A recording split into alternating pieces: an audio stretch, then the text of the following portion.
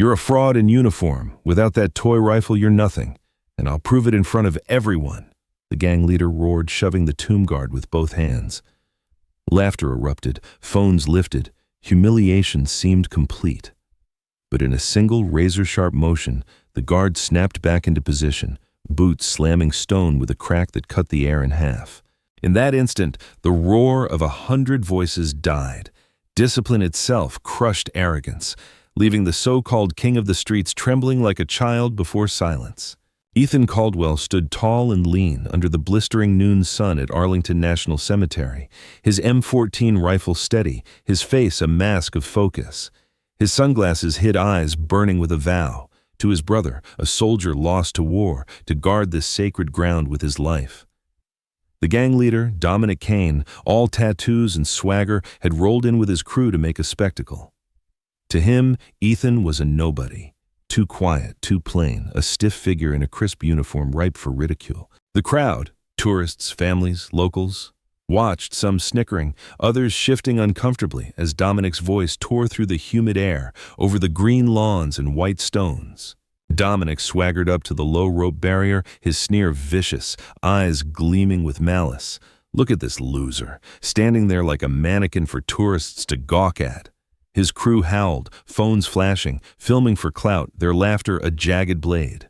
A few tourists, swept up in the chaos, joined in, pointing at Ethan's rigid posture, his polished boots gleaming like a target.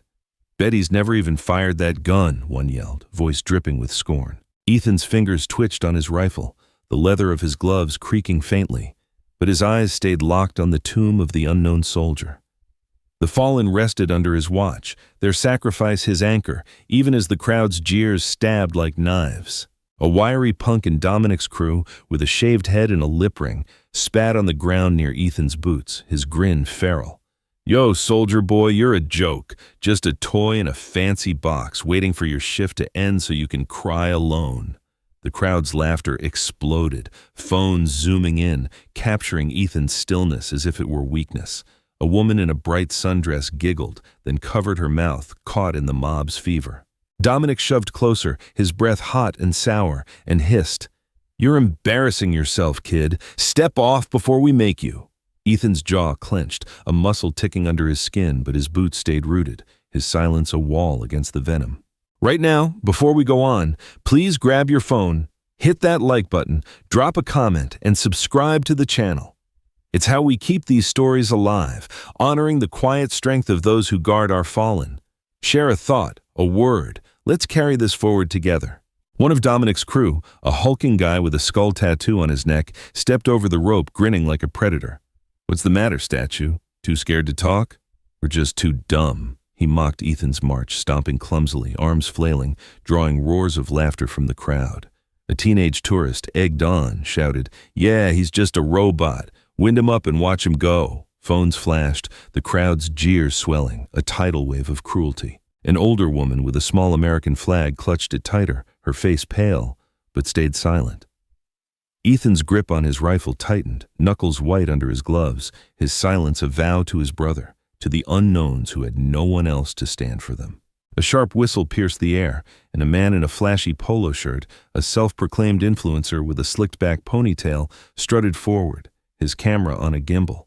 "Yo, soldier boy, you're boring. Give us some action for the vlog." He danced around, mimicking Ethan's stance, then struck a pose for his followers, egging the crowd on. The laughter swelled, but Ethan's shoulders didn't slump. He adjusted his rifle with a slow, deliberate motion, the metal clicking softly, a sound that carried more weight than the influencer's taunts. A few in the crowd stopped laughing, their smiles fading as they caught the precision in Ethan's movements, the unspoken defiance in his calm. Then Dominic upped the ante. He shoved Ethan hard with both hands. Ethan stumbled back a step, his boots scraping the stone. The crowd gasped, some in shock, others in cruel delight. His rifle slipped off his shoulder, dangling for a heartbeat before he caught it. Dominic threw his head back, laughing loud. "See? Told you! He's nothing!" His crew cheered, one yelling, "Take his toy gun, Dom!" Ethan's chest rose and fell just once before he snapped back to position. His boots hit the stone with a crack that echoed across the plaza, sharp as a whip. The laughter choked off.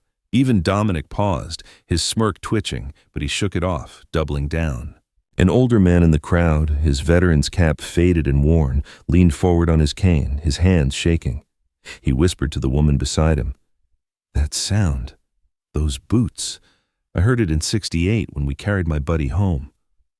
His voice cracked, but Ethan didn't hear. He kept marching, 21 steps, turned to 21 steps back, the rhythm unbroken. The crowd felt a shift, like the air had grown heavier, charged. Dominic's eyes darted, sensing it, but his pride wouldn't let him stop. He stepped closer, voice booming, "You're just a clown in a costume, man. You got no power here." A teenage girl, her phone still raised, hesitated, her thumb hovering over the record button. She'd been filming for her social media, giggling earlier, but now her face softened. She nudged her friend, whispering, "Wait, look at his hands. They're shaking, but he's not giving up." Ethan's gloves hid the tremble, but the tension in his fingers, the way they gripped the rifle, betrayed the effort it took to stay steady. The girl lowered her phone, her eyes wide, as if seeing the tomb for the first time. The crowd's noise dulled, some turning to watch Ethan more closely, his silence pulling them in. Ethan's next step was deliberate, his heel striking the stone with a force that seemed to rattle the ground. The sound cut through the noise, a single, piercing note of authority. Phones lowered, faces tightened, the veteran's whisper carried, louder now. "That's the sound of honor. That's my friends who didn't make it." Ethan's face stayed blank, but his shoulders squared, his rifle steady as iron. Dominic's grin faltered, his eyes flickering to his crew, but he pushed forward, shoving Ethan again, harder, aiming to knock him off his post entirely. Ethan staggered, his boots scraping louder this time. The crowd's gasp was sharp, collective. Dominic's crew whooped, one shouting, "He's done! Look at him!" A woman in the crowd, holding a child's hand, turned away, her face pale. Ethan's rifle hung loose for a moment, but he caught it, snapped it back to his shoulder, and stood tall. His movements were flawless, ceremonial, unyielding. The crowd felt the weight of it, the sacredness of his post, but Dominic didn't. He laughed, pointing, "Told you, man, you're nothing without that little gun show." A groundskeeper, sweeping nearby, paused, his broom still. He'd seen guards come and go, but something about Ethan's stance made him stop. He leaned toward a coworker, muttering, "That kid's got steel in him." Seen it before, in the ones who mean it. Ethan's eyes, hidden behind sunglasses, flicked toward the tomb. The sun hit the marble, and for a moment he saw his brother's face. Not a memory, but a feeling, in the stone's gleam. His brother, smiling through pain, had said, "Keep this place sacred, Ethan, for me." Ethan's breath steadied, his posture locked. He stepped forward, 21 steps, each one a promise kept. Dominic wasn't backing down. He jabbed a finger into Ethan's chest hard enough to bruise. "You're just a grunt, a nobody. You think you're better than me?" His crew filmed, their phones shaking now, less certain. A man in a suit, some VIP with a lanyard, muttered to his aide, "Why do they let kids like him guard this place? He's nobody." The words cut through the air, sharp and cold. Ethan's hand twitched on his rifle, but he didn't break. His silence was louder now, heavier, like the calm before a storm. A few tourists stepped back, their laughter gone, replaced by unease. A young boy, no older than 8, slipped away from his parents and darted toward the rope, his small sneakers scuffing the ground. "Leave him alone," he shouted, his voice high and fierce, startling the crowd. His mother rushed forward, grabbing his arm, but the boy pointed at Ethan, eyes blazing. "He's protecting my uncle's grave." The crowd froze, Dominic's smirk slipping. Ethan didn't turn, but his next step was sharper, the crack of his boot louder, as if answering the boy's courage with his own. The mother pulled her son back, tears in her eyes, whispering, "You're right, baby. He is." Ethan's next turn was razor sharp, his boot slamming down with a sound that made the crowd flinch. He pivoted, facing Dominic directly for the first time. His sunglasses hid his eyes, but the angle of his jaw, the set of his shoulders, spoke of steel. Dominic froze, his finger still raised, then slowly dropped it. The crowd held its breath. A young woman with a camera whispered to her friend, "He's not just a guard, look at him." Ethan's silence wasn't weakness, it was power, raw and unshakable. Dominic's smirk was gone, his eyes darting to his crew for support they didn't give. Then Ethan acted. In one smooth motion, he grabbed Dominic's wrist, locking it tight. Dominic winced, his knees buckling slightly, sweat beading on his forehead. Ethan didn't squeeze harder than needed, just enough to hold him, pinned by discipline, not force. The crowd gasped, then fell silent. Ethan's face stayed blank, but his grip was a message. This place, this duty, was untouchable. Dominic's crew stopped filming, their phones dropping. The veteran in the cap nodded, eyes wet, muttering, "That's it, son. That's how you honor them." A woman in a floral dress standing near the rope clutched her purse, her face pale with anger. She'd been silent until now, but her voice broke through, trembling but clear. "You don't deserve to stand here," she said, glaring at Dominic. "He does." The crowd murmured, heads nodding, as her words sank in. Ethan didn't react, but his rifle shifted slightly, the metal catching the sun, a glint that seemed to burn. Dominic's shoulders hunched, his bravado cracking under the weight of the crowd's shifting gaze. The woman's words lingered, a quiet rebuke that echoed Ethan's silence. Dominic struggled, his face twisting. "Let go, man!" he hissed, but Ethan held firm, steady as stone. The crowd watched, some cheering softly, others standing in awe. A mother in the back holding her son's hand whispered, "That's what a real soldier looks like." Ethan's mind flashed to a letter, creased and worn, tucked in his pocket. His brother's last words. "Discipline is love, Ethan. Love for country, for the fallen." He didn't speak. His grip said it all, a quiet rebuke that echoed louder than Dominic's shouts. A sudden breeze swept through, rustling the trees and lifting a faint dust from the plaza. Ethan's uniform fluttered slightly, the fabric pulling tight against his frame, revealing a small, faded patch, a unit insignia barely noticeable. An older man in the crowd, a retired colonel with sharp eyes, caught it and stiffened. "That's the 3rd Infantry," he muttered to his wife. "That boy's more than he seems." The patch was his brother's, sewn onto Ethan's uniform the night before his first watch, a secret talisman. Ethan's steps didn't falter, but the crowd began to whisper, sensing something deeper in his silence. Ethan released Dominic's wrist, stepping back into position with a crisp motion. Dominic stumbled, catching himself on the rope, his bravado shattered. His crew backed away, their laughter dead. The crowd's mood shifted, anger now, at Dominic, at themselves for laughing.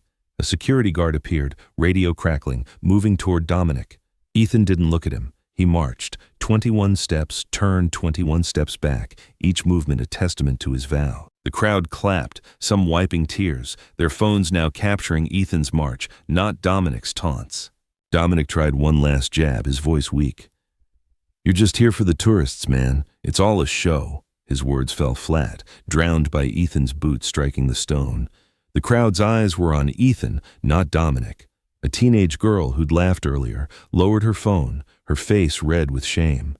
Ethan's rifle gleamed, his uniform crisp, his steps flawless.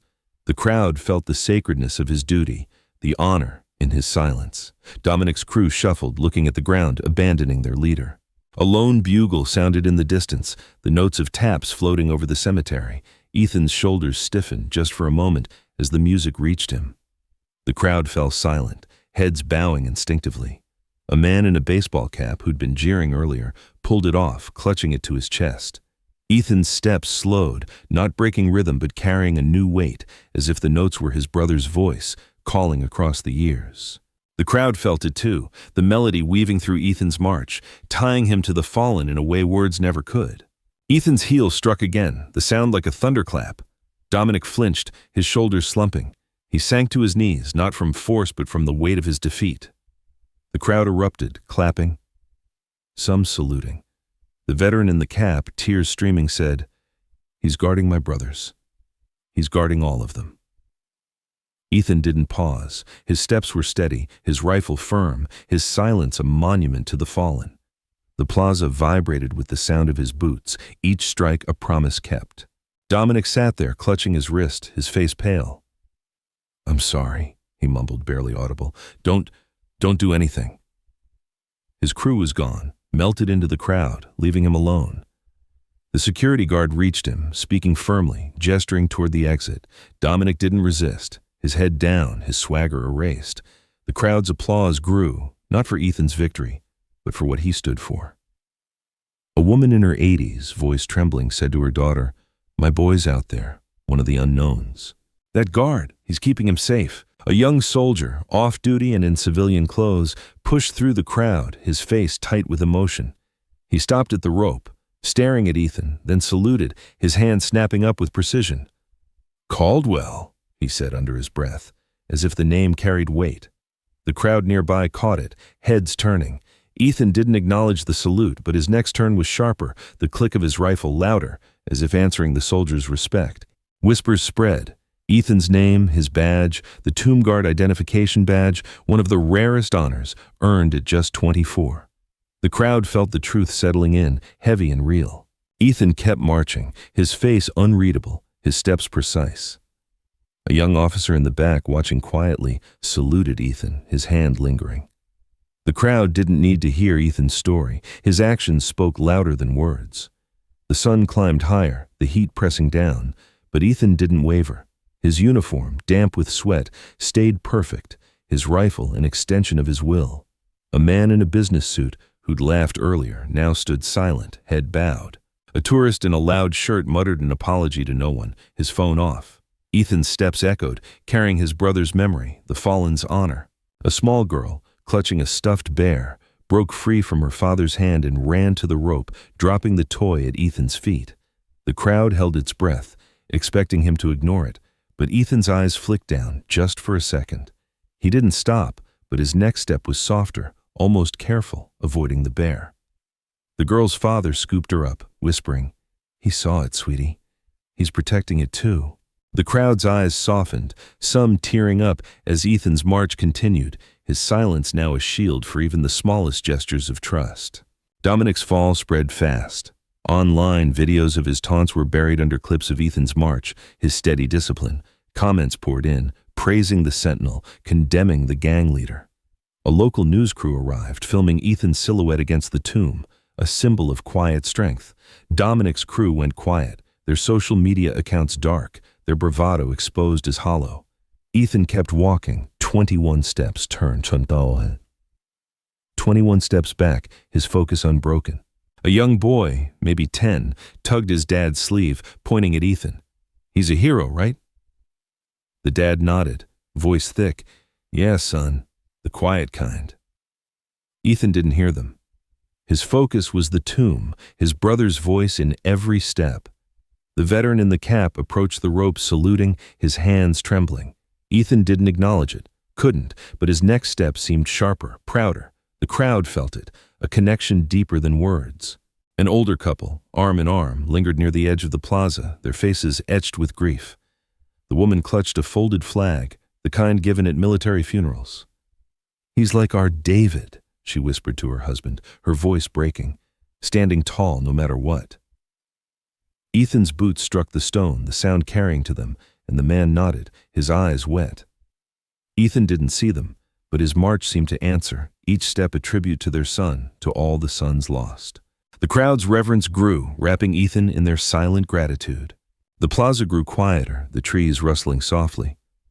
A woman, clutching a photo of a soldier, whispered, "Thank you." Ethan's silence was their voice, his march their tribute.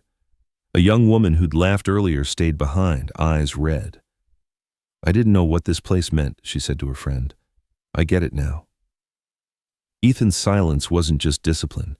It was a language of sacrifice, of love, of promises kept. The tomb stood eternal, and he stood for it, unwavering. A park ranger, usually stoic, wiped his eyes as he watched Ethan march. He'd seen countless guards, but something about Ethan's resolve hit him hard. He turned to a colleague, voice low. "That's not just duty, that's heart." Ethan's steps didn't falter, his rifle gleaming in the fading light. The crowd, now smaller, stood in awe, their earlier laughter a distant memory. Ethan's silence spoke louder than any speech, his march a testament to the fallen. The heat bore down, but Ethan's rhythm never broke. His rifle gleamed, his steps echoed, each one a promise kept. The crowd's respect was palpable, their earlier laughter gone. A young man, who'd filmed Dominic's taunts, now posted an apology online, his words shaky but honest. Ethan didn't see it, didn't need to. His duty was his answer, his silence, his strength. As the sun dipped lower, the plaza grew still. Ethan's march continued, each step a testament to the fallen, to his brother, to the vow he'd made. The crowd, now just a handful, watched in silence, their phones down, their hearts open. The veteran in the cap saluted one last time, his hand steady now. Ethan didn't acknowledge it, but his next step carried a little more weight, a little more pride. The tomb stood behind him, eternal, and he stood for it, unwavering. To those who felt judged, silenced, or overlooked for doing what's right, know this: Ethan's steps were for you too. His silence wasn't weakness, it was strength, the kind that carries the weight of others' sacrifices. You're not alone in your quiet battles. His march, his discipline, his promise, they're yours too. Keep going, keep standing tall. Where are you watching from? Leave a comment below and hit follow to walk with me through heartbreak, betrayal, and finally, healing.